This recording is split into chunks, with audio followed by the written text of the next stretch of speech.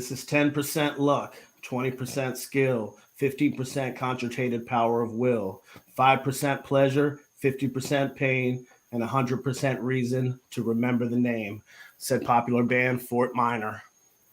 Nice. What's up, Joe?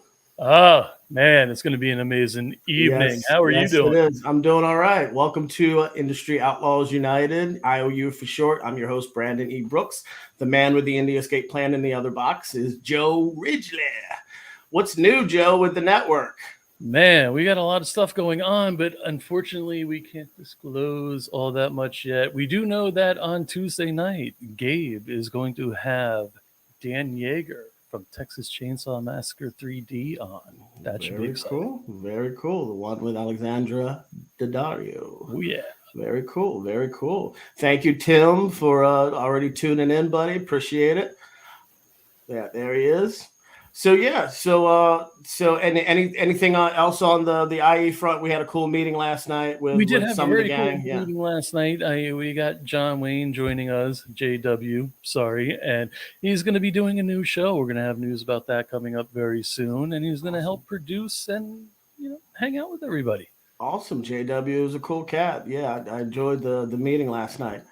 All right, so we got a very cool guest in the green room. So Joe, can we, without further ado, can we play the video for tonight's guest? Consider it done.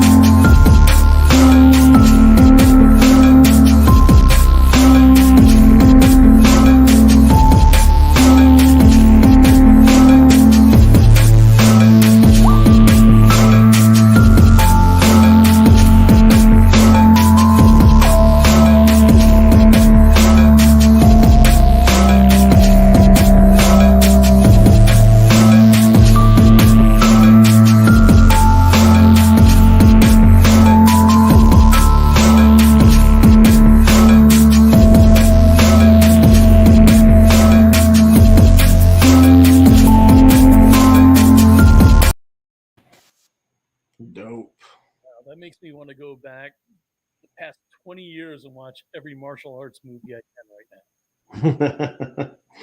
All right, without further ado, actor, director, stuntman, fight choreographer, and I'm sure plenty of other hats in his illustrious career, the great Art Camacho. I'm wiping tears. You took me down memory lane, man. Art, this is your life, All right, thank you, brother, for coming on. I appreciate you. Thank you. Thank you, man. I mean it. Before we start this thing, I want to thank you so much. I mean, I'm still, I told you before the green room, I'm this little fat kid from the barrio. I'm just happy as a pig in mud right now, and blessed that you even consider me interesting enough to talk to.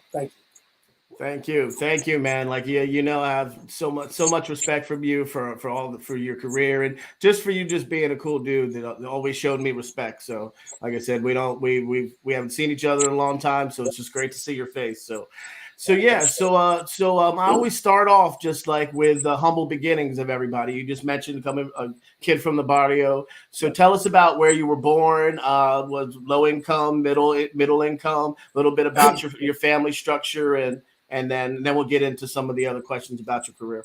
Right. You know, in a nutshell, I mean, my story is everybody's story. Because I did start from a very poor family upbringing in the barrio. Um, Early on in life, I always had something inside of me, a passion, but I never knew how to express it. And I was a very sensitive kid. So being sensitive, I was always bullied. Always bullied. I mean, I was getting my ass kicked almost on a daily basis every day. And that sent me into a lot of, that I still suffer from today, is certain bouts of depression. And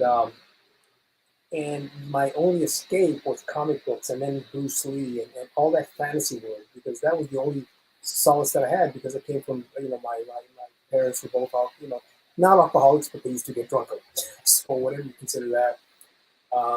They divorced early on. Um, my mother kind of abandoned me because I had 6 and 7 other brothers and sisters. They went with her. I stayed around, and um, but here's the thing. I mean, a lot of negativity, but all that propelled me to have that passion to eventually live that dream. And I think the biggest turning point, I think, in life in general, to me, you're following a certain path, then something traumatic changes, something hits you or whatever it could be, and you can either go darker or towards the light. I was blessed enough, unfortunately, to get my butt kicked by 5 gangbangers when I was 15, 16 years old. I mean, I had stitches everywhere, beat the shit out of me. I mean, really, I'm telling you, man, I could see the bone right here. I had 11 stitches on my right eye and busted teeth, everything. And for 3 weeks, I was so afraid to leave the house. And that's what the turning point in my life, because that's what led me to martial arts. And once I started martial arts, that completely changed my life. The martial arts and discovering Bruce Lee. Those two things literally saved my life, changed my life, and eventually led me on the path. Because I tell you, man, when I was like 13, I think I was topping, I was like 5'3", 5'4", I was topping 200 plus pounds. 36, 38-inch waist. I was a happy kid. Fat, but happy. Before, ho-hos and grape soda were my favorite, and once I discovered Bruce Lee and the martial arts and all that stuff, everything started changing. And then, of course, I discovered girls. It's like, holy. Of course. It was like, wait a minute. There's, how are we going to get from A to B, And yeah, eventually, again, that whole path, and I documented in my book. Yes. Cheap plug. But no, I don't want to sell the book. I just want to tell the story, because honestly, my story is your story, everybody's story, man. Everybody. Yeah, And I tell you these things. I don't say it with, oh my God, look at how bad I suffered, look at how bad I had it. I say, so what? Yeah. So what? Yeah, same thing. I mean, I was bullied too, and again, Bruce Lee was my outlet. Right. Just watching those movies over and over again, wearing out VHS tapes, and just them, and like that whole just kung fu theater on Saturday afternoons, just God, yes. constant Shaw Brothers films. And again, it was just a different world that I didn't know years later I would end up being a part of, but it was a fantasy land at that time for I was a really little kid too. Like you said, you were small in stature, and again, one day I just stood up to a bully, and he was 4 grades bigger, and I punched him in the throat, kicked him in the nuts, and then we ended up becoming really good friends for the rest of. We're still good friends till today. Sure. So again, sometimes you just have to step up to the bully to show them you're not to be messed with, and sometimes they do leave you alone. So, but yeah. It was Bruce Lee. It was that confidence I got from watching Bruce and watching young Jackie Chan and Yuen Bu and all those Sammo Hung and all those fighters. That's what kind of gave me the knowledge as this little kid to step up and do anything, because I was just a little scared kid at that time. So absolutely, and the thing is, I believe in the power of manifestation. I believe, number one, I believe in God. I don't want to preach that. Teach his own, but that's my faith. But I believe that we can manifest things, because here I am, my idols, literally, obviously Bruce Lee. Mm-hmm. He died before, I could meet him. Yeah. But I was so blessed and so determined to get as close as I can to Bruce Lee. So I eventually, became very good friends with Bob Wall. Yes. John Saxon, I hired him for my movies. Jim Kelly, we became friends. I actually, went to Linda Lee's house and talking about 80s, 90s, when she used to live here and rolling in California.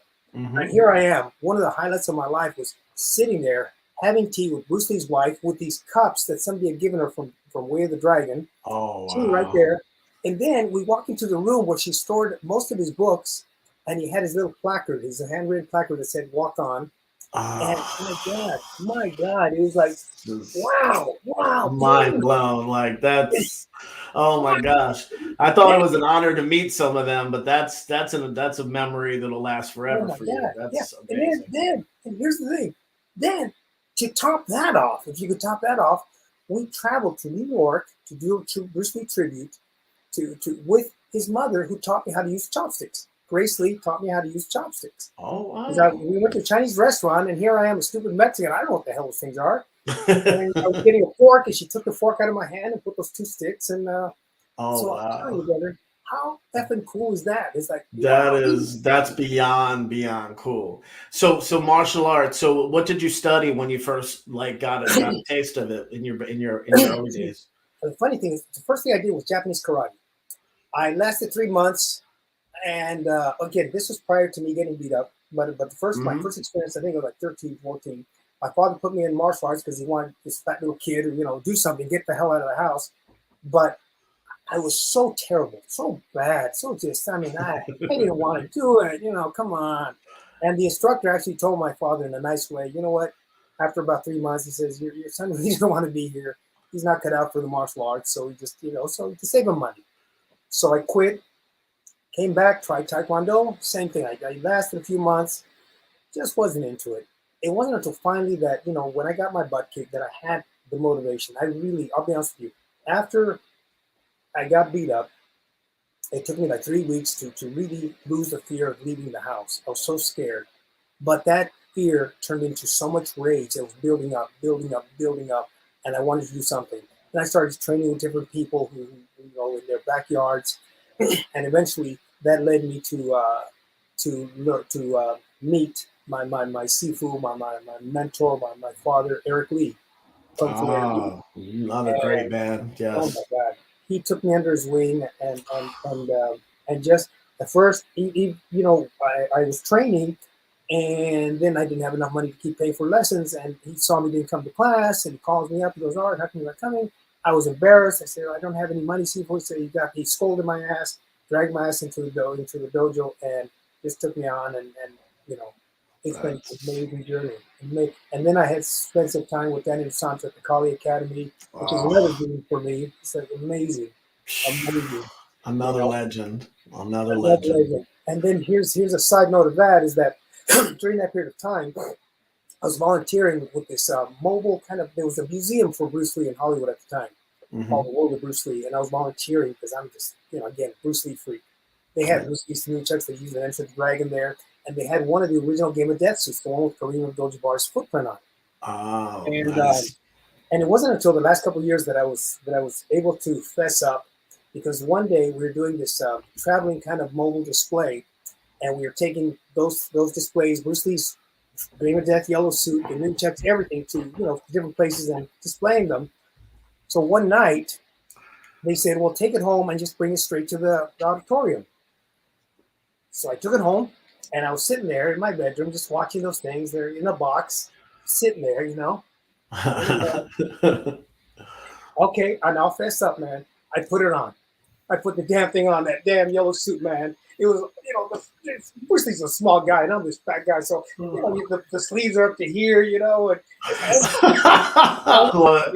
so here I am with the nunchucks of Bruce Lee's yellow suit with his nunchucks meant to right. Oh, this is so awesome. Okay, I confess, man. Oh my God, it's out there now. Like if no one knew, I couldn't help myself. There's nobody that wouldn't have done the same thing. So that's amazing. I couldn't help myself. The temptation was there. But so would you have with early art would you have seen yourself? Would you have seen yourself like acting or doing any of the stuff that you eventually did? I know you said obviously you were more on the shy side, but I mean, when did that develop for you? Did that develop around the time the martial arts came into your life? Yeah, you know what happened is when I was, again, around that period of time, because I was such a screw up, my parents sent me to live with an uncle of mine out there in Northern California. Just trying to get my act together because I was ditching school at that point because of this whole being bullied. I stopped going to school regularly because I hated getting Oh. bullied. So my Mhm. grades from A when I was, young, they dropped to D's and F's, and I was completely just mentally, everything. And one day I told an uncle of mine who loved me dearly. He really loved me. And I told him, hey, you know what? There's something inside of me. I would love to be in movies, an actor. And he sat me down and he said, look, in Spanish, there's a term of endearment called mijo. It's like, look, son. Mhm. Mhm. And he says, and I'm paraphrasing, you're butt ugly. You have no talent. You have no skills. You're kind of dumb. Just get a real job. I don't want to see you suffer in life. Oh man. Thank goodness you didn't listen. I did. The thing is, I did. I listened to that, and I said, "He loves me, and he wouldn't steer me the wrong way." So I kind of quashed my dreams, and then after a few years, I was working at an Orange Julius. I got a job at an Orange Julius when I was like in my late teens, like 17, and literally they were going through such a high turnover of employees. Within 3 months, I was manager. I mean, I had no experience, but they were just firing people left and right. So they go, okay, you want to be manager? Okay. He showed up. So Wow. what happened there? I'll be honest with you. I actually, after a couple of years, I worked there till like I was 20, 21, 22. So I started late in the game, but here I was. I had gotten down because I'm pretty good at what I do. I'm very good at delegating. I'm very, very good at management. And so it got to a point where every day, here's my job was, I would train all these employees to manage the store. So I didn't have to do shit. I just had to go in there, open the store, let them do it. I would buy my comic books, go in the toilet, take a shit, and read comic books every day. That was my daily life. And You one need- day, I swear to God, it was like an Elvis thing. I had an epiphany where I'm sitting on the toilet, taking a dump, reading a comic book, and I thought, holy shit, I'm washed up at 22. This is it. I can't do this, man. I You can't didn't do have to count the till at the end of the night? it. That's why, yeah. I didn't even do that. I let them do it. I didn't do Wow. shit. I'm telling you, brother. And, Oh man. and that then I did the worst and the best thing in my life. I said, screw it. I closed that comic book. This is true. I'm not exaggerating. I closed the comic book up. Within 2 weeks, I quit my job. I saved enough money. I went to New York. I said, I'm going to try to be an actor. Go to New York, fly to New York. Within 2-3 weeks, I was dirt broke. I never became an actor. Came back with my tail between my legs and started doing odd jobs here and there. And then I started finding how do people do extra work. I got extra work on a couple of TV shows, and then the whole journey started for me in films. But Okay. it was And that. now was that through commercials? Was that I read that you produced and Yeah. directed a lot of commercials. Yes, actually, yeah. Because what I did, I came back, and then my father had a friend who was who did Spanish. He was a marketing agency for Spanish language commercials. So I Okay. started doing that, and I thought this is going to get me to films, and it wasn't. They were just cheesy, whatever commercials. But I was perfecting my craft. I was learning how to Yes. direct. Yeah. I mean, because it was the kind of thing where I started literally the first job I had in this industry was on a softcore porno that they were doing at the studio. I was cleaning the toilets while these naked women were pouncing around, That was my first kind of real job. It wasn't a bad job. It had its perks.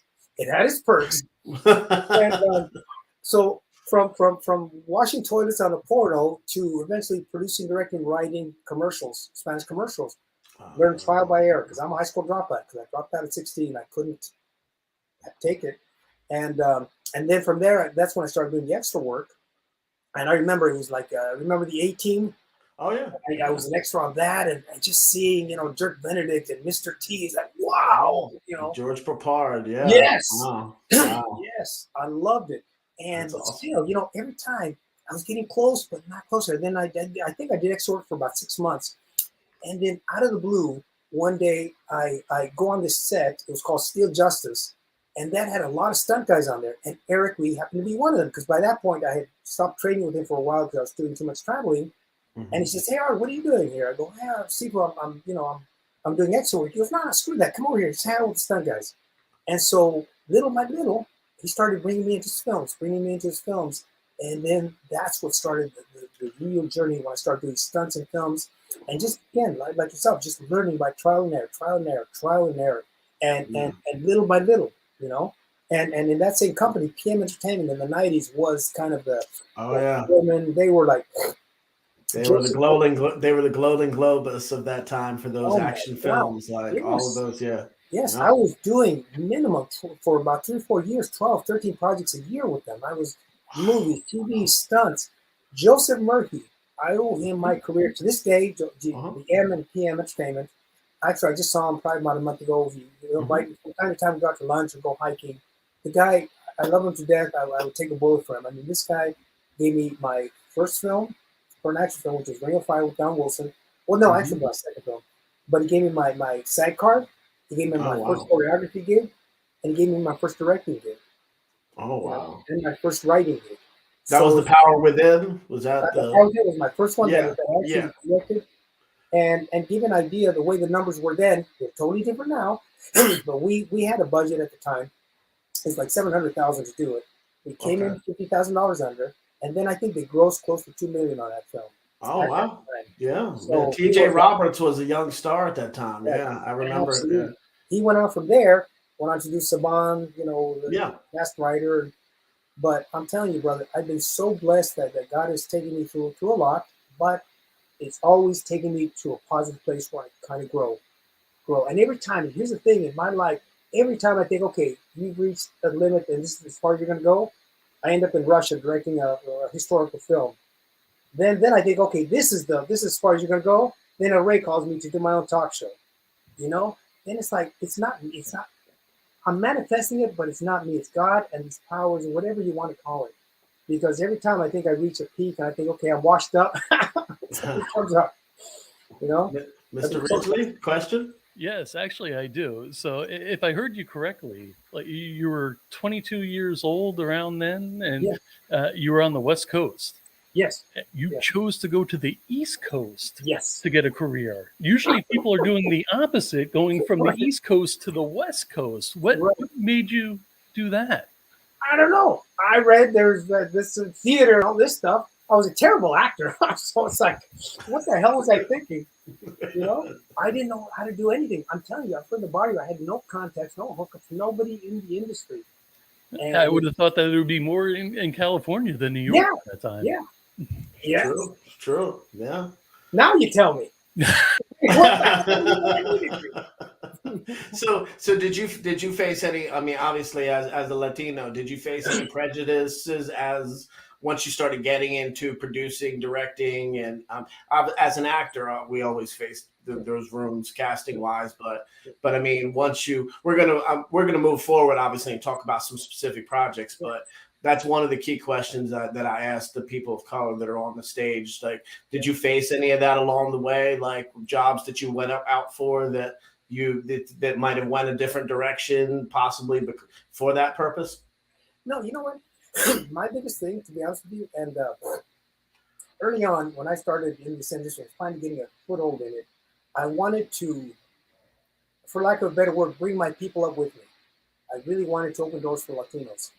And I did. I mean, I've had tons of them, African Americans, Latinos, and all that. But where I faced the most resistance was from Latinos in the industry, high up there. They saw me as a piece of shit. Whereas every other race, every other person saw me for the skills that I bring, the talent, and all that stuff. But I finally gave up on Latinos because unfortunately, and I hate to say this, but most of them that are high up in this industry are pieces of shit. And I'll be straight up with you because they are so arrogant. What happens is the minute they get a foothold in the industry, they don't want anybody else to come in of their own race. Even I did. There was a friend of mine, well, not a friend, an acquaintance that I met because there was an organization called Nosotros. So Ricardo Montalban asked me to join that, so I joined that. And one of my first meetings, I go to this thing, and they're supposed to promote unity in Latino actors. They were almost beating the shit out of each other. Everybody was just after each other. And then they even kicked Ricardo Montalban. I mean, they didn't kick him out, but he had retired and he wanted to come back, and they didn't let him come back. His own organization that he founded. Another guy, he used to be high up there at NBC. I met him, and I wasn't asking for a job. I was just saying, he introduced me to certain people. This is He goes, oh yeah, you're that little guy that does all those little judo films. That's what he used to call these. Mm. And that's how he belittled it. Another famous actress, Latina actress, she goes, oh yeah, you do these little cheesy indie things. And my retort to her, at least I'm doing films. I'm not working as a waiter. I'm not having to clean dishes and I'm part-time being an actor. I'm Yeah. working in films. I'm trying to, and here's the thing. Cynthia Rothrock said this a long time ago. I remember having a conversation with her is that you, me, whatever we are, sometimes the projects we don't turn out as well as they should or we think they. Okay, that's the reality. Absolutely. But that doesn't mean that you, Brandon, you sat down. You know what? I'm going to try to do a shitty movie. Yes, that's my game plan. And people think that sometimes maybe it doesn't turn out the way you want it to, but you always try your best. Absolutely. But a lot of times people just look at it and say, "Well, shit, look at this guy. He set up to do a shitty film." But like you said, you're doing it. You're getting paid to do it, and a lot of people. There's people who would kill to have half of the amount of work that you were. You said you did 12 to 13 a year. There's people that would have killed to do 2 or 3 of them a year as an actor, as a filmmaker. So again, But you're right that there is a stigma that I've seen too. Like unfortunately, within same race, sometimes even I've dealt with it in certain circles where it's almost like your competition, like you're trying to take someone's spot. And I'm like, I want everybody to rise up and eat and be fulfilled. Like I'll help the next person and up. And even if it, I'm still below them, I'm celebrating everybody because I want people to rise up and whatever. And I would hope somebody would, if I needed a hand, then maybe they give it to me, but I don't expect it because this is a tough business that you got to bust your ass to do it. Here's another thing that I run into very seldom, but I've run into it a couple times. I won't mention names, but I know this individual. I mean, there's some people that do a lot of these smaller films, and I support everybody, no matter what, good, bad, or indifferent. You try and give it the best because I don't, sometimes I hit home runs, sometimes I don't, but I've been very blessed to keep going. And I remember one person in particular. This person does really small films, and they're kind of bad. But I never social media. I never knock them. I always applaud them. Even though personally they look like shit. They're done on the street. I mean, there's just basic things that he could ask and he could do. And I remember there was one critique of one of my movies. I think it was The Chemist, where the film was pretty good. There was a couple of sequences that weren't as good, but that's another story. And somebody mentioned, well, Art does great action, but in this film, a couple of the actions were lacking. Great. I respect that from a movie site. And then this person, that does the shitty little films, jumps on, yes, Art Camacho should have been doing better, blah, blah, blah, blah, blah. And I'm thinking, who the fuck are you to fucking jump on me? Tell me, call me up, tell me personally, don't fucking put shit on media. I don't knock your shit, you don't knock, you know what I'm saying?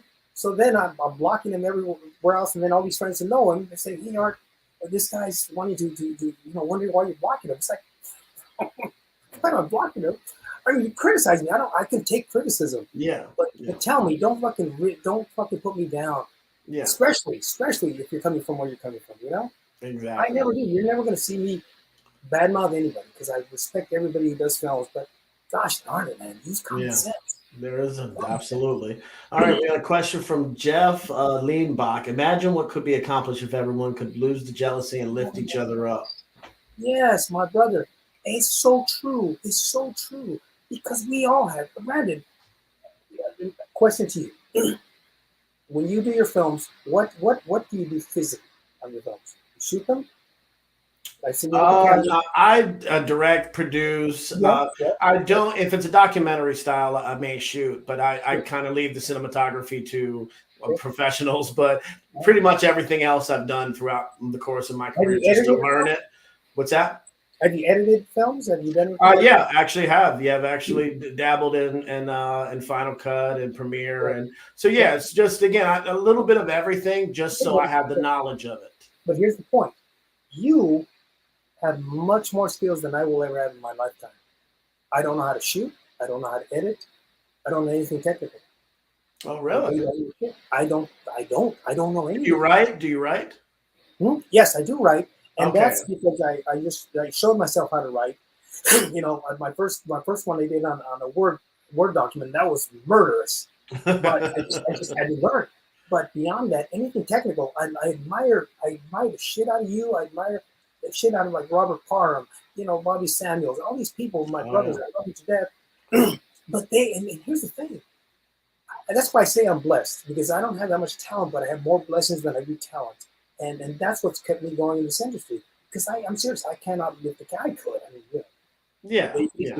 But Well, it's editing, hustle. It's 110% hustle, man. Like plus, yeah, I mean, again, and that's what we talk about a lot on this show. Like it's the belief in your mind and your right, subconscious that you can do it. A lot of people fool themselves into thinking that it's too hard or yeah, it's only for the Brad Pitts or the Johnny Depps or right, the Idris Elbas of the world, and it's not. If it's something that you doesn't matter where you came from, doesn't matter if it's the barrio, the ghetto, wherever it is, you can do it if you just set your mind to it. And things have to fall in place, obviously, because right, there's a million talented people that never got a break. sure, But again, that doesn't mean they're not successful in some forms. Like that's another misconception too, that success is not red carpets and billions of dollars, and it's having a career. It's being right, fulfilled doing this. I yeah, feel fulfilled being able to call myself a screenwriter and a filmmaker and whatever. And right. I'm not on the level that I'm trying to ascend to. But again, I Absolutely. have to tell myself over 23 years, I've done a lot. I've done a You lot. have, I've had a lot of experiences yes. that many And would love to have had. And So Brandon, you do, and that's the thing. Brandon, you do. I'm telling you that. Nowhere, you know, I wish I wish I was at a different level myself too. But here's the thing: you and most of the filmmakers that I see out there have much more skill sets than I will ever have, and you're much more talented than I will ever be. There is no difference. The only, I guess, blessings, whatever you want, right time at the right place, whatever you want to call it. Because I tell everybody, I mean, you know, when I see people who are editing, shooting, it's like, wow, I wish I could do that. I appreciate you, man. So what is your directing process? Because you come at it from so many different hats, being sometimes a fight choreographer, like a Right. stunt person. Like how do you break things down? Like if you're the director, say on something like Half Past Two or many of your other projects. Yeah. Because here's the thing, and here's the interesting thing is that I've written probably I don't know, maybe about 15, 20 scripts. I don't know. I've produced maybe I don't know, about 6 of them that I actually wrote, and I, you know. But here's the funny thing is that I'll write this thing, and I just go by images. I mean, literally, it's almost like a dream sequence where I'm seeing this whole movie in my head play out. That's the way I write. As I'm writing, I don't have discipline as a writer. I just get this idea, and then it just starts going, starts going, starts going, starts going. Once I finish it, then I go back and revisit. But as a director, that's why it's very important to me to have a good script supervisor, because even the films that I've written myself, I've written every damn word on that page. I don't know them. I don't know the script. I don't know the script. I just know the story. I know what I feel. I know what I see. So every time I'll have a script supervisor read me the scenes. It's okay. Then I start seeing the vision, because I told you I have zero education, so I have to just come from it from a very visceral point of view.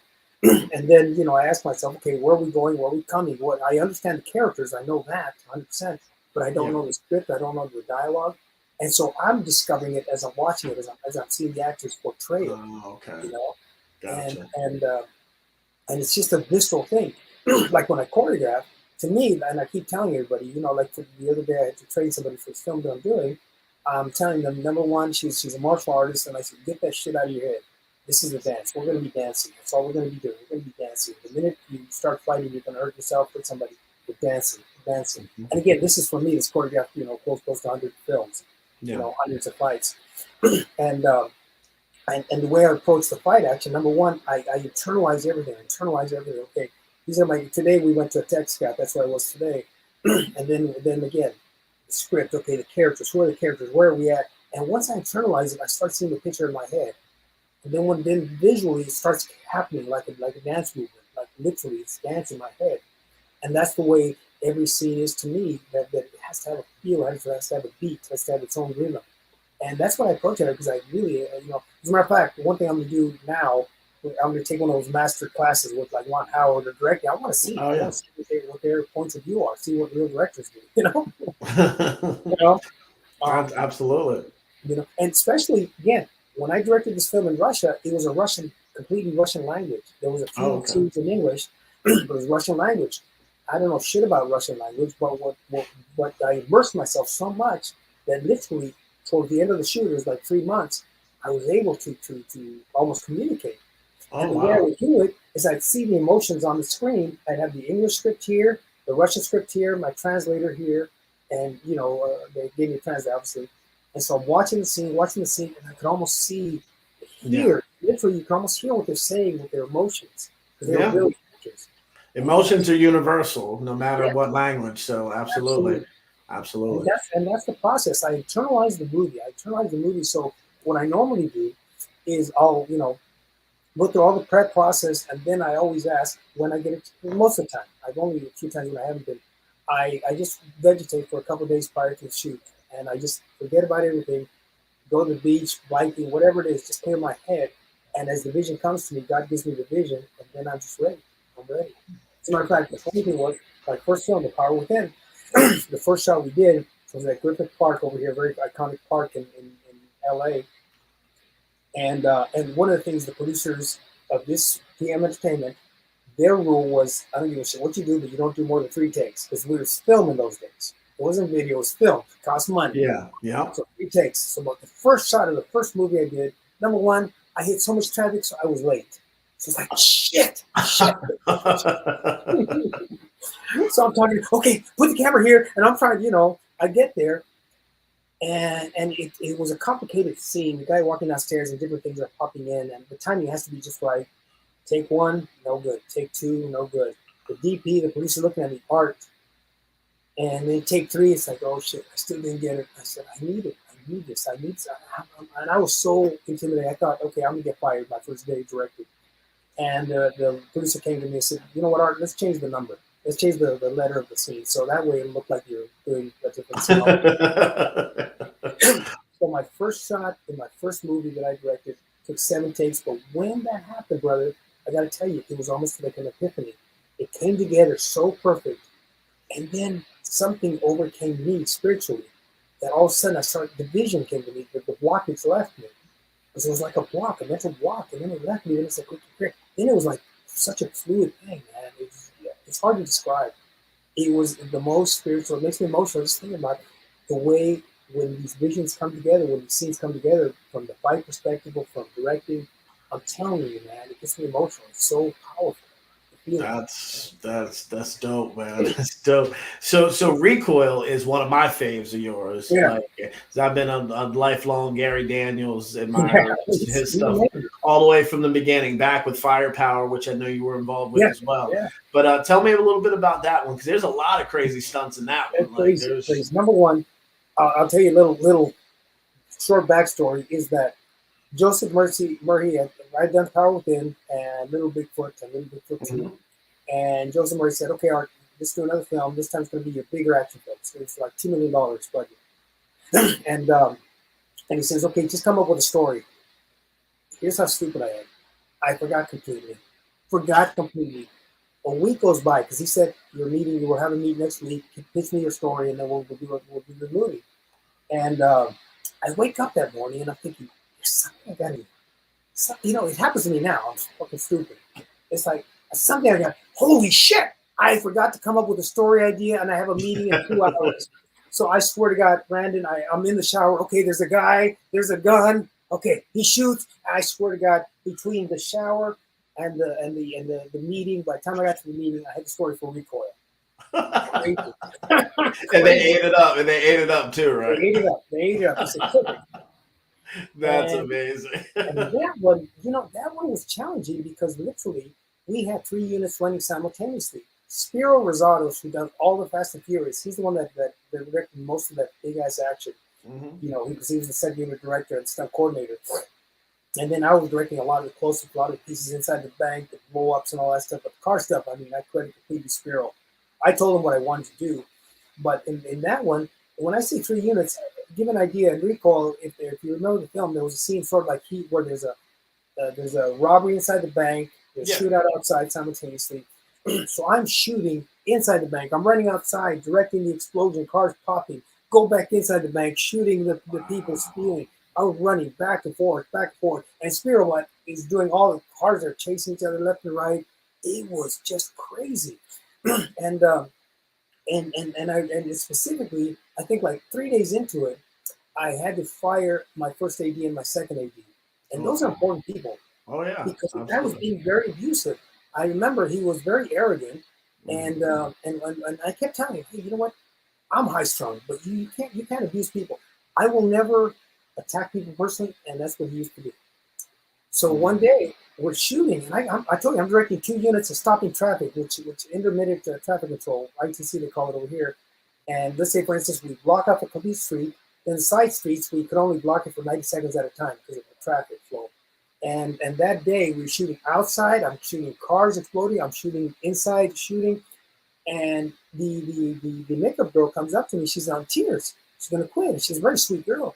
And I go, what's going on? She goes, oh, I'm gonna have to quit. I go, what do you mean? Well, blah, blah, blah. She told me a story about this guy was so abusive to her, just ripped her an asshole for nothing. So I came up to him and I started ripping him an asshole. And finally, excuse my language, but finally I said, then he threatened to quit. I said, you know what? Get your ass out of here. He said, I'm gonna take my second assistant with me. Take him out of here. I don't give a shit. I took his walkie. So here I am, first ADing, cops, traffic, going directly. Hey man, that is awesome. Yeah, That is awesome. So how was that? Was Gary was kind of establishing himself at that time? yes. How was he on this project? He was great. Gary's like very stoic. He isn't like I told you. With Don and I, we're world buds. Cynthia and I, we laugh. Well, Gary's very straightforward, very nice guy, very straightforward. All the respect in the world for him. But it wasn't like we were buddying around. Because we're not. I mean, we're not. We're friends and good coworkers. And as a matter of fact, the scene that's a powerful scene. If you remember, when we split the limousine in half. Yeah. In there, basically, we did a sequence where Spiro staged a lot of it, but he was going to roll the limousine down the just down the side of the freeway. Yeah. And I said, well, why we have a long ass car? Let's cut it in half. He goes, no, it's stupid. I said, I don't care. Let's just cut it in half. So that's when we came up with that sequence because they were first going to roll the limousine. Oh, wow. And then I said, nah, screw that. And so we tried to start there like 30 feet up in the air, put 30 gallons of gas on it. The semi comes and the car blows it up. The guy goes, I swear to God, I'm telling you, Brandon, I don't know.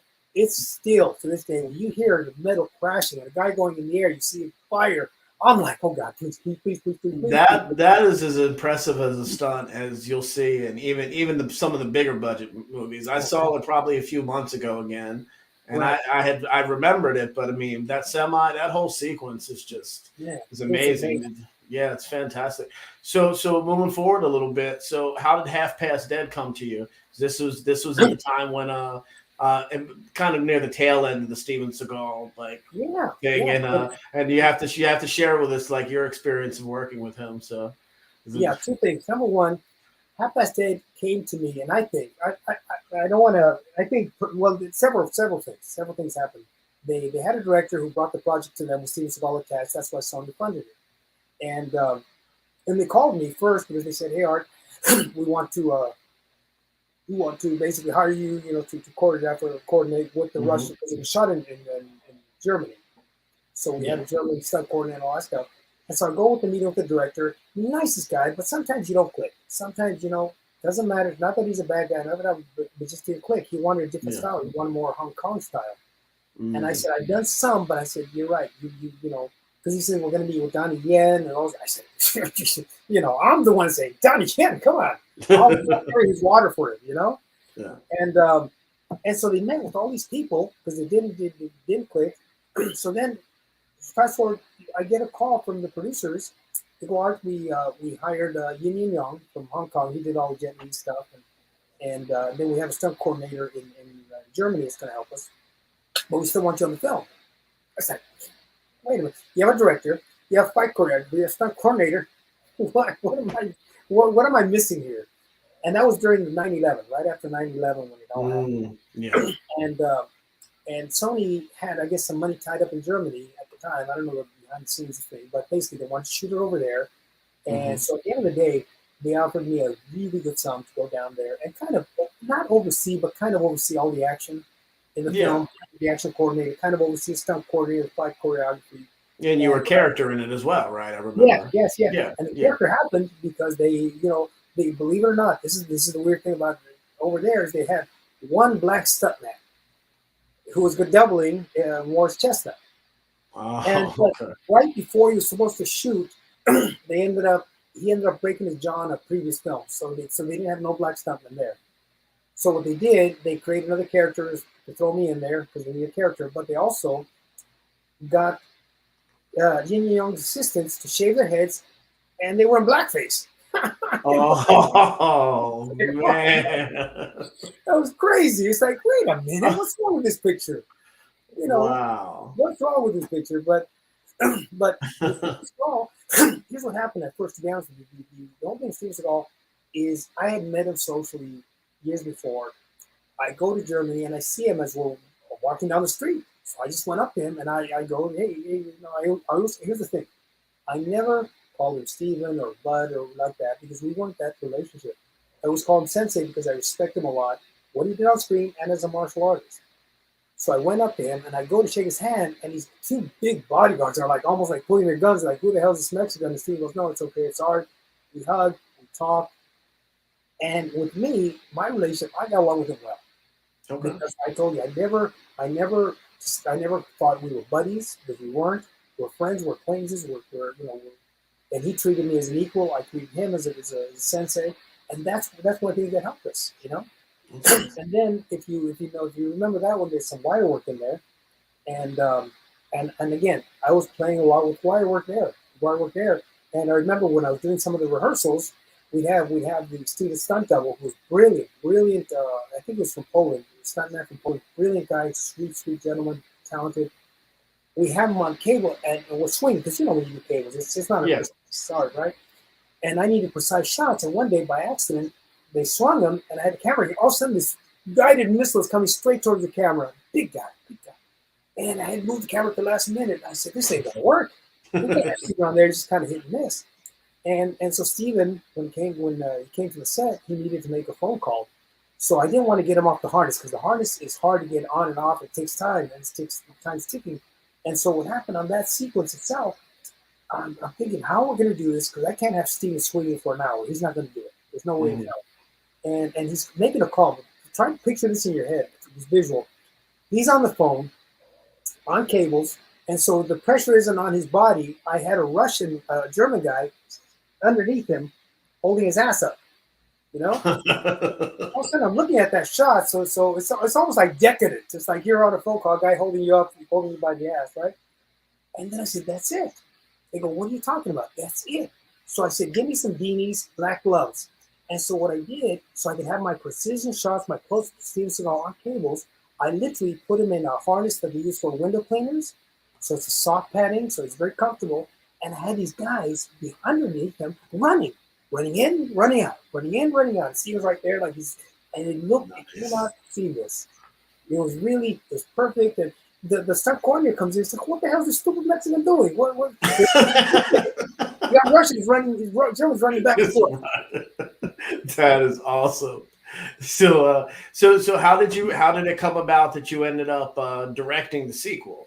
They were very happy with the work, and then they had a deal to do a sequel, and they had sales already for it, and they wanted Goldberg, and he just called me up out of the blue. He called me up. He said, "Art, you know what? The original director at first he was not wanting to do it, a sequel, whatever it was.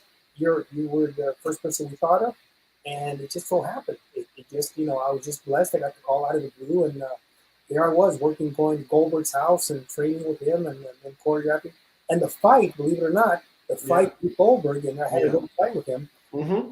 The producer came up to me and says, "Art, we need a cool fight." I said, "Okay, I'll get some guys." He goes, "No, I want you to do it." I go, all he has to do is this, and I'm out. Exactly. For the giant.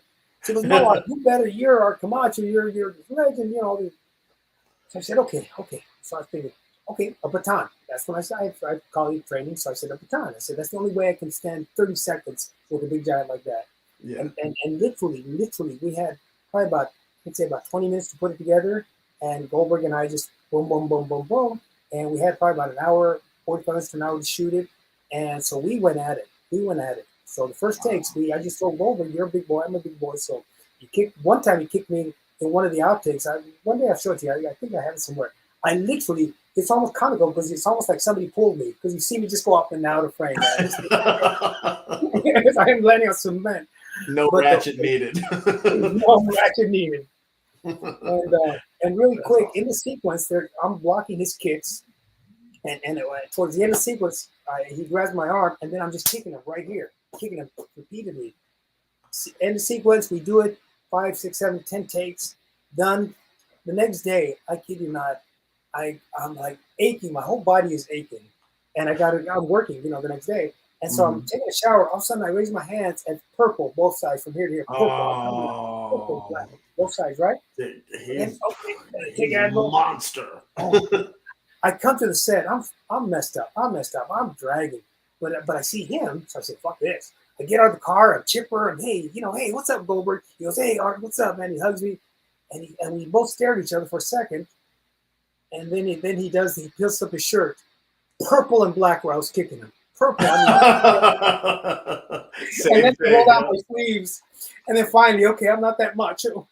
So I'm walking like 2 wounded soldiers. And it was just a fun experience, so funny. Awesome. Corrupt was awesome to work with. Corrupt was there. Yeah. And in the first one, I worked with Ja Rule, so I trained Ja Rule, and he was badass. I mean, I remember, A lot of respect for Ja Rule. A lot of respect for him because we had, in some of the sequences, believe it or not, even though the budget was high, I mean, high for me was like $13 million budget. Oh, okay, yeah.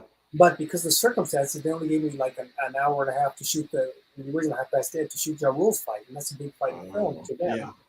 But no, it was the whole team. I can't tell you, it was just such a wonderful, blessed experience. Learned so much. Awesome. So of all of your director, I know this is going to be tough because you've had so many cool projects. Of every project that you've directed, what one sticks out to mostly to you that like it just has your heart? Like what's an experience that kind of like you hold dear the most? The experience would be still my first one, The Power Within. The Power Within is an experience as that spiritual experience. But one of my best films was called Confessions of a Pit Fighter. And that was part of it was number one. It was an amazing film, but it was I wrote the script, and then I had a co-writer rewrite, and really had a lot of good elements to it. But that one was very dear to me because I took a lot from where I grew up in the barrio and stuff like that. And then the Assassin X, the one that came out by Sony about 5-6 years ago, I love. But I think one of my best films is the Russian one. It hasn't been released here, but it's called The Wild League. And that's the one I spent, I think we had a 45-day shoot out there in Russia, in Moscow. Oh, okay. Is that the Adrian Paul one that I saw some? I saw some stills of it. Yeah, I'd love to see that. Yeah. That was Adrian Paul. I got to tell you, I love him to death. I mean, he's just a great I was a huge Highlander the series fan, admirer. So Duncan MacLeod was my guy. So yeah, he was amazing. He was amazing to work with, and he's a great talent. And those three films stand out a lot. Those 4 films stand out a lot because I tell you, Confessions is most dear to my heart.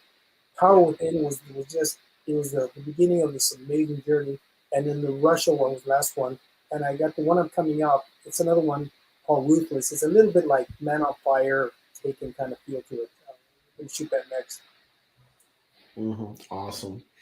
So this is a weekly thing. It's called One Sentence or Silence. If you've seen the show before, I ask you a name of somebody that you work with, and you give me 1 or 2 lines about them, good or bad. And if you stay silent, that means they suck. So there you go. So I'm going to throw some names at you. I'm going to start off with Gary Busey. A strange guy, very talented, but a strange individual. All right, Dolph Lundgren. A wonderful, stoic person. I had a lot of respect for him, I had the best time working with him. He will challenge you. Here's the thing about Dolph Lundgren and some of these better actors. I know I'm going over, but these guys, you better know your shit. You better know your shit when you work with them, because they'll eat you up if they don't. And I'll tell you, one of these days, even personally, I'll tell you a good story about him. But I mean, the guy is brilliant. I love him to death. Awesome. Scott Adkins. Talented as all shit. The guy is as a martial artist, he's very precise. Again, he's British, very British, and very stoic. very stoic individual, very talented. You know, great guy, great guy to work with. Awesome. Very underrated legend here, Armand Asante. Oh my God, one of the best out there. Armand, not only is a human being, but obviously not only as an actor who's brilliant, but as a person, he went above and beyond the Call of Duty, donating his time, wanting to make sure that everybody got what we needed, regardless of what pay or no pay. That's awesome. Yeah, I was honored to meet him last year. Great man. Don Michael Paul. Don Michael Paul, very passionate director. Very passionate director. We got along. He's the one that didn't want me originally, but I don't hold it against him. I don't blame him. He wanted a certain look, and I respect that. But yeah, very passionate director. Okay. Lorenzo Lamas. Great guy. Great guy. I mean, we go way back to CIA Alexa days when he's directing. Really, really, I mean, you know, I had a man crush on him. Good looking guy, talented as all shit. I'm straight, by the way. The Renegade. Yes. There you go. With long locks, man. I can't get that, man. Another one of these heartthrobs, Richard Grieco. Man crush. Definite man crush. I worked with him on three films, actually. The first film, Point Doom, great guy. I mean, all the girls fell in love with him, and the gay guys fell in love with him. Second film I did with him, Final Payback, I wrote, produced, directed the whole thing. He comes to us, and we hadn't seen each other forever. He holds me, kisses me on the cheek. I didn't wash that cheek for days. I had a man crush on him. Another one of the guys that I like watching back in the day that I thought was underrated, Fist of Iron is a great one in my book. Michael Worth. Michael Worth was just a good guy. Just, you know what you see on the screen is what you get with him. Talented as, you know, he's a great actor, great martial artist, and just a good guy. Really good guy. Genuinely good. Awesome. So I know this is one of your longtime friends, the queen of martial arts, the great Cynthia Rothrock.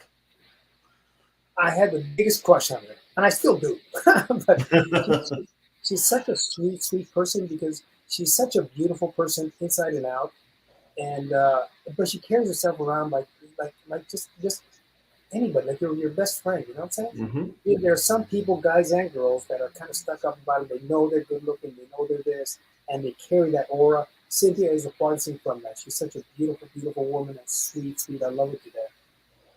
I'm happy that this guy got a resurgence with Cobra Kai. Billy Zabka. Oh my God. Yes, Billy Zabka. This guy, brilliant talent, great guy. I was blessed to work with him. He would contribute so many ideas to my first film, and believe me, I'm so happy for it. So happy for it.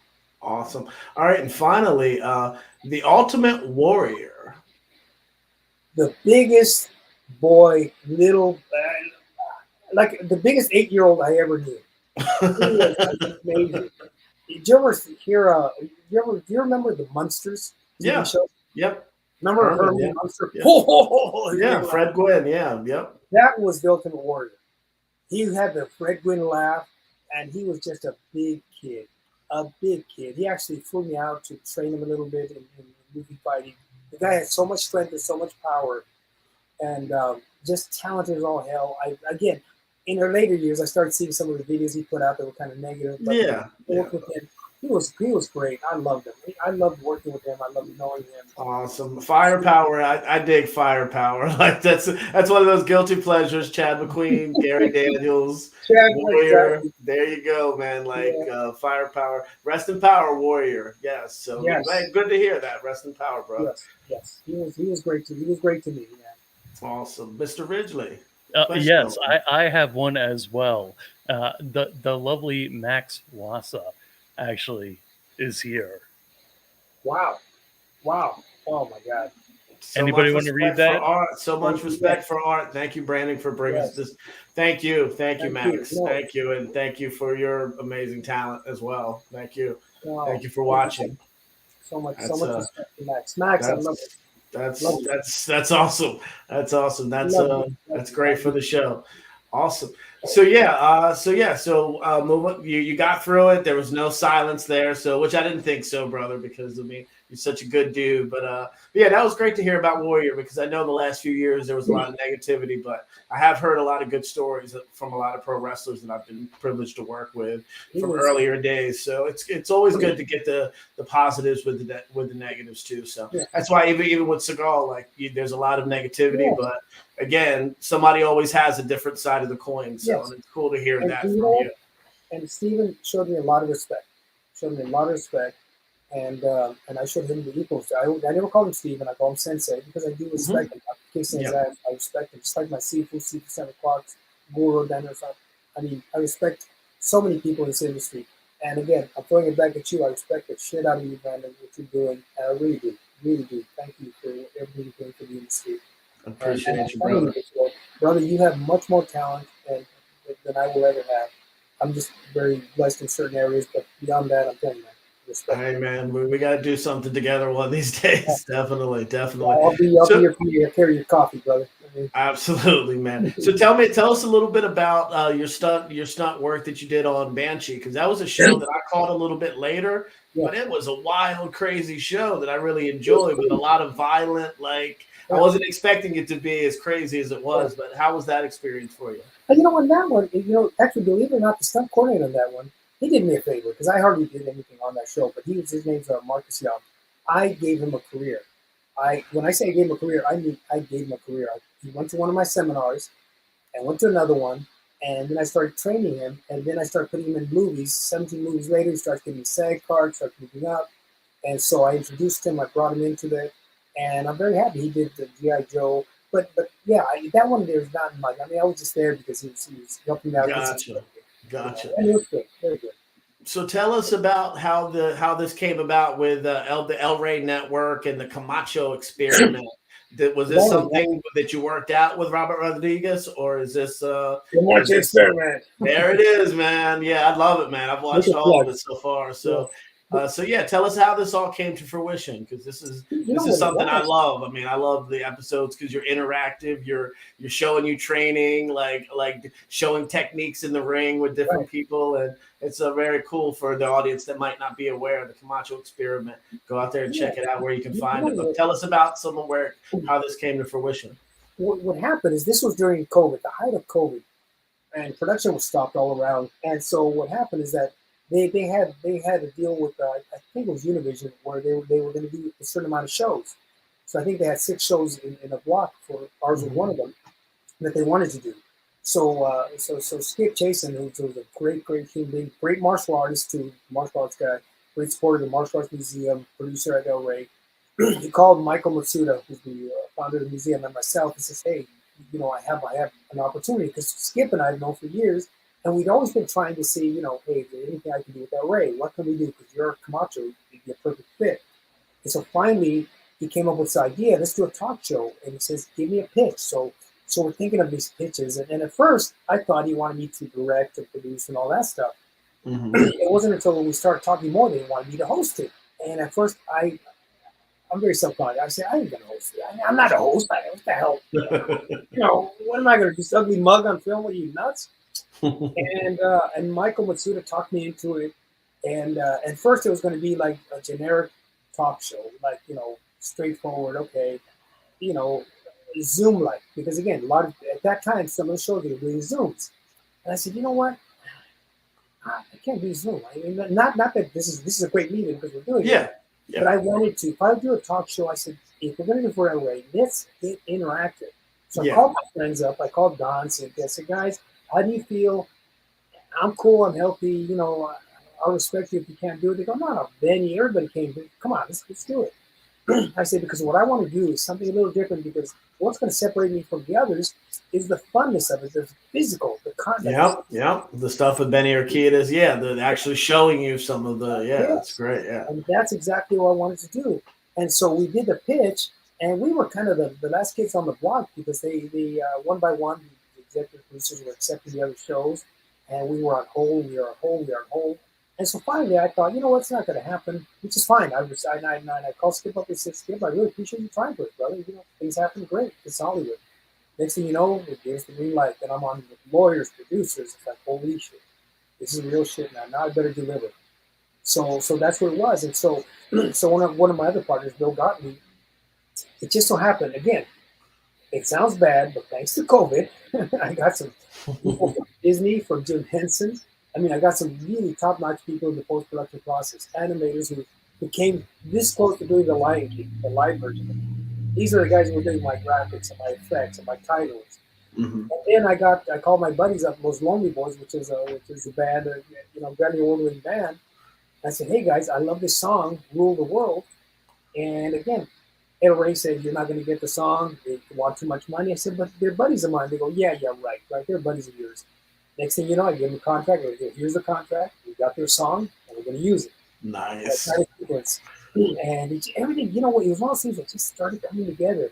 And I didn't even have the concept fleshed out. I just knew we were going to do a talk show. Then we just did it. It was almost like winging it. Every step of the way was just kind of, I was like. Some of the best stuff just comes together organically, and it just, it does. And That's it's good. You are so fucking good as an interviewer. I wasn't.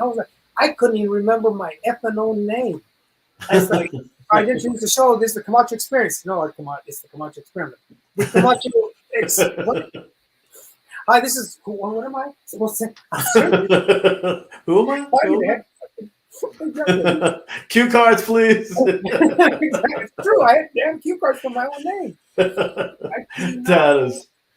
Hey man, so is it still going currently? Or? Yeah, right now it's I think it's on TV or Roku, and I was just earlier today I was on a conversation because we're going to sell it to another outlet because I own the show, and Ray really liked it. They really it was one of their better receipts on that. We had a lot of great shows, but they were really everybody made a point of saying they really loved the content, they loved the show, it was fun, and the title sequence, like I told you, we just went all out on that title sequence. It just exploded. Cars, those Lonely Boys rock songs, and me. But I wanted to make it fun. So every episode, and this, like I told you, it was developing. I had no idea how to start the show. So I said, you know what? Let's have guys try to beat the shit out of me. I'm trying to introduce the show, and these guys are coming at me. So I'm fighting sticks and getting choked, just like introducing guests and hosts, and then finally I punch the camera, and then the titles kick in, then blood explodes and gore. That's good stuff. That's good stuff, man. Everybody watch the go. Like I said, I've watched all of it a couple times just because, again, I'm a huge admirer of this whole world, and I always catch something different because there's a lot of even meaning in the stories when you hear Benny's story and Cynthia's story, and like there's a lot of good information in there about their struggles and how they came up. And Benny sticks out to me because I didn't know as much. I've followed his career from when I was younger, but I didn't know as much about his background, like where he came from and everything. And that was cool to hear all of that there. The interesting thing to me, and I've known Don for going on 30-something years. Yeah. But I had no idea that he had faced some kind of racism too growing up. Yeah. And my name, Art Camacho, my original name, my birth name was Arturo. And because of a lot of prejudice and late racism growing up, when I turned 18, I just changed it to Art because I hated Arturo. And it wasn't until later in life that I started to really accept my culture and my heritage. But I was embarrassed of my heritage. Graciela Casillas was Grace Casillas because in school they said you're going to change your name to Grace. King Castro's father was, he had to change his name too. Ralph is Rafael Castro. Yeah, Ralph Castro. So all these things to me, I was like a kid interviewing, just like you said. I mean, interviewing these people, I was like, holy shit, I was like a kid in a candy store. Wow. So what's upcoming for you? What's new? You have any new films? Obviously you mentioned the film with Adrian Paul. Do you have other films in the pipeline and more Camacho Experiment coming up? Any other projects? Yeah, right now we're probably looking at maybe redoing the Camacho Experiment, which would be fun. Now that I know what I'm doing. But yeah, actually this month I'm first time in forever, because in the 90s it was like this a lot, but it hasn't been that way in a long time. Where I'm juggling like 3 projects right now that I'm shooting the next 2 months, and then I might be going to the city to do another film with Ryan Phillippe, and then directing one in Las Vegas that I wrote with Dylan McDermott. And just I'm telling you, brother, it's such a blessing, and I'm living the dream, and I can't thank enough for people like you and just. God, God forgive me this because I've had a lot of challenges, and like I told you, for those of you are listening and watching this, it's kind of screwed up sometimes. When I have these, I go through this depression or these challenges in life, and Hmm. but you know what? So far so good. Fingers crossed. I overcome it. I keep going. I keep the light on me and just keep going, man. Keep going. Because I'm so Absolutely. blessed. Keep the So hustle blessed. going, keep the grind going, definitely. Yeah. So that leads us right into the last question I have everybody, I ask everybody, every guest on every week is some words of advice, words of wisdom for all the filmmakers, the actors, potential stuntmen, fight choreographers, all the Yeah. people out there that are watching and are going to watch this episode. The I'm floor gonna is yours, do my I'll do friend. two parts. Two parts. One is a spiritual part. I'll tell you a quick story. I don't know if you ever remember there was a movie called Jesus Christ Superstar. Yes, yes. Christ Superstar. It was a play and a movie. And then, Hmm. in one of the revivals of the play, I ended up meeting and became we're acquaintances. Ted Neely, who played Jesus. Hmm. And he has a thing sometimes where after the show, he does a live show, he'll come out there and we'll talk. We'll talk to some of the people that go to the show. And I happened to meet him one day. And I was talking about the scene in the Bible and in the play, the Garden of Gethsemane, where Hmm. Jesus is having his doubts and asking God, why me, God, why me, God? And I asked him, I Yeah. said, what was the inspiration for that? Because that is such a powerful thing in the movie and in real life when he does the play. And he told me, he says, look, Art, what I do and the way I approach this whole thing, it isn't Jesus talking to God, it's a son talking to his father. And when he said that, everything clicked. Because from your parents, your mother, your father, they love you, they want the best for you. Sometimes you don't understand it as a kid. That's what he was. He's asking his father, Dad, why am I going through this? Why are you putting me through this? Why do I have to go and be crucified and all that stuff? And it was so powerful. Oh my God, I tell you, man, I was crying. It's just so powerful. And then he signed my book, and I posted that up. And that's where I stole the term "live the dream" because he said, and he keeps telling me always, "Art, me, blah blah blah." We're talking about it because I've seen it maybe half a dozen times, and that's why I started thinking, "Live the dream." Why not? You're living the dream right now, Brandon. It doesn't matter if you're doing $20 million films or $10 million. It doesn't matter. You're living the dream, brother. God put you there. So live the dream no matter what it is, man. Maybe we're not all going to be billionaires and Brad Pitts or the Scorsese, but you know what? When we look back at our journey, wow, look at all you've done, brother. Look at all you've done. And even me, this little fat kid from the barrio, wearing Bruce Lee's goddamn yellow tracksuit. That's awesome. You That know, is awesome. Yeah, that's that. and I then, hope everyone's listening. That those were some profound words there. just the Absolutely. last thing I want to say is that Please do. no matter what it is, man, no matter what it is, whether you want to be and this is one thing that, because I went through some financial hardships during the crash back in 2008, really bad. I was losing everything. I mean, house, everything. My relationship with my lady, everything was going to hell. And I couldn't get myself arrested in the industry, and I ended up getting a regular job for the first time in I don't know how many, 20, 30 decades, I don't know, years, whatever. And it was at a hardware store and I was just, a regular guy. I put on daily. I took it as an acting role because I put on my red vest, zipped it up, my name tag, and every day sweeping, mopping, loading up the shelves. And here was award-winning Art Camacho. I was a director. I was fucking choreographer. I was this. I was that.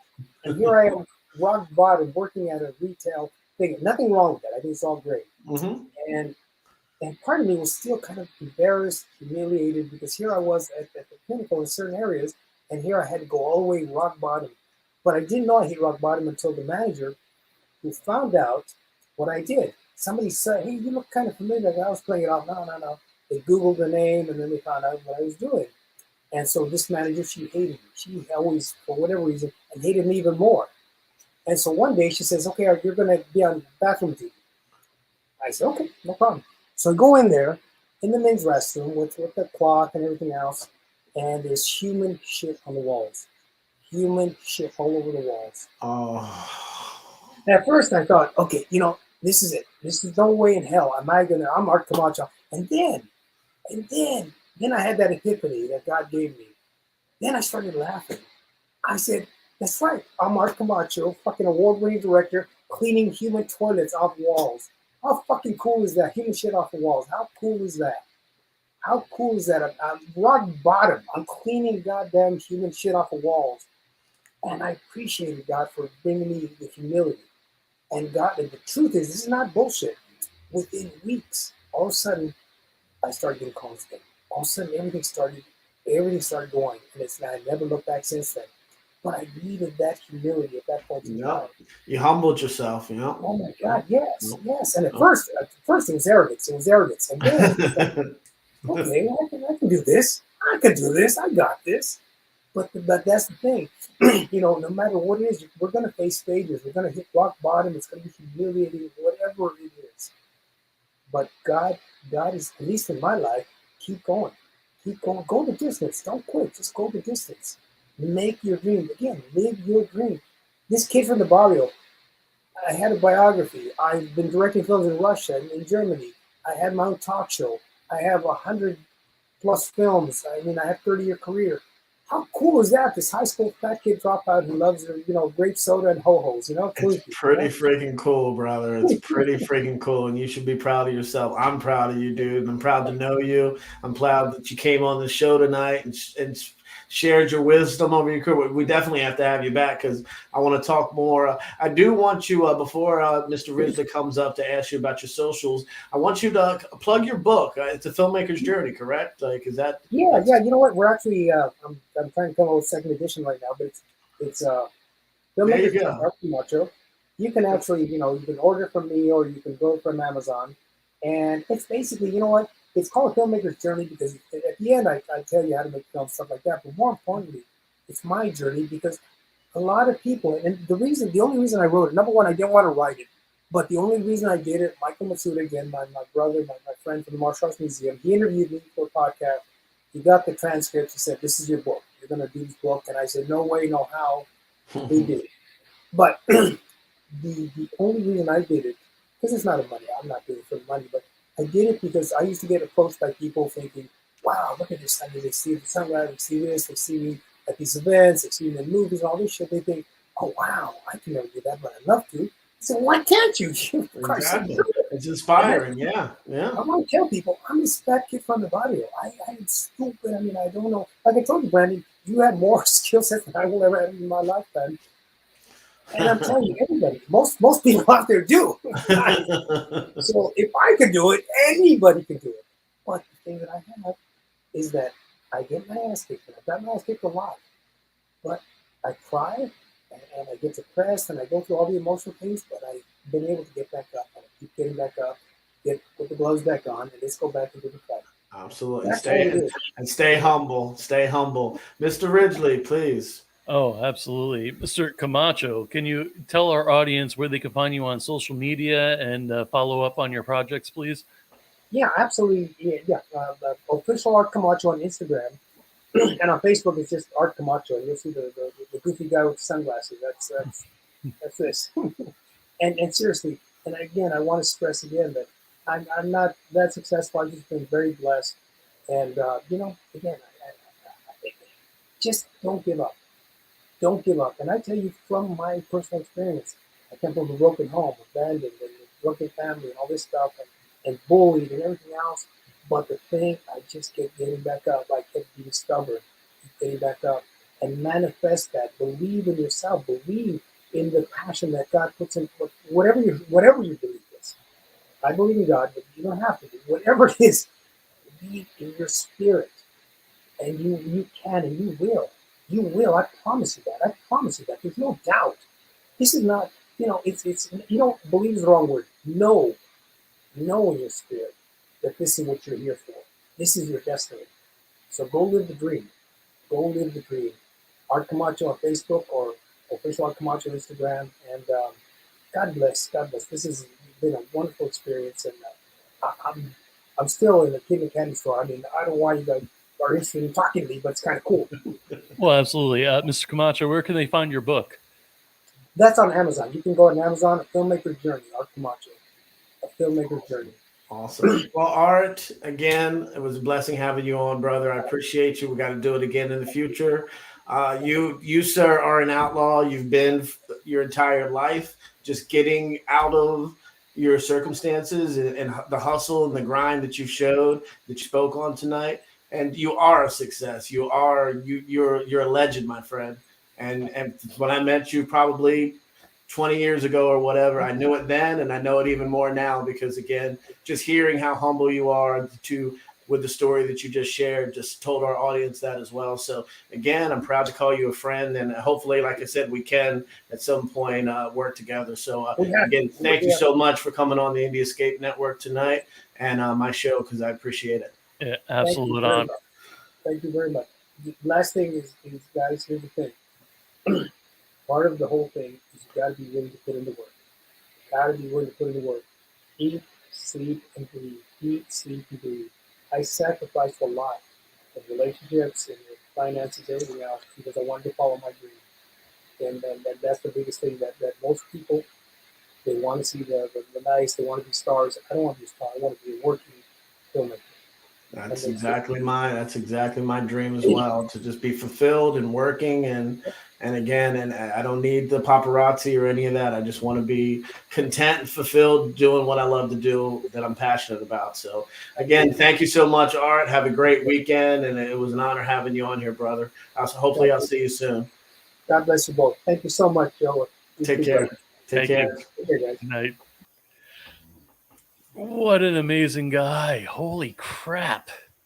Yeah, he's again, meeting him in person, like I said, it was many years ago, but I always remembered because the couple times we met, because again, he's that guy in person. He's the guy that you saw on the interview tonight. So again, thanks to Art Camacho, the legend, the man, the myth, the legend. Tim, thank you. TK from the Black Filmmakers Lounge tomorrow morning at 10. Appreciate you. Jeff, Max Wassa, awesome. Yes. Thank you so much for showing up.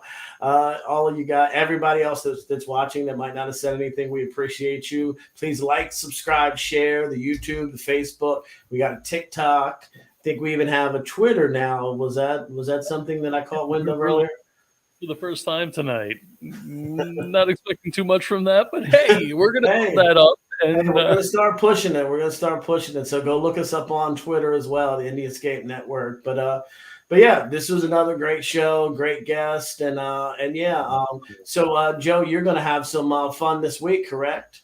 I am. I'm actually going to go over to the Orlando area, and I'm going to hang out with Terry Gerald and John Dugan on the film set of Harlow's Haunt. Nice. So nice. I'm going to do some behind-the-scenes stuff, and yeah, we're going to hang out and be prepared to see a lot of pictures and posts about that.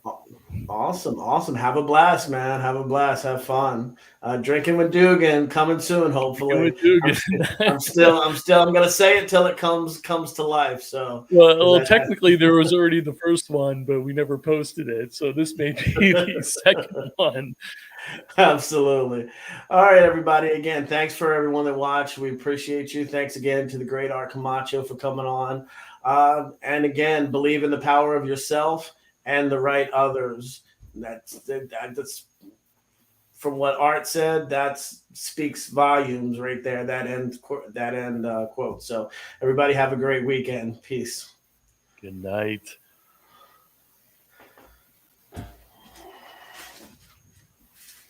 That helps that wasn't muted.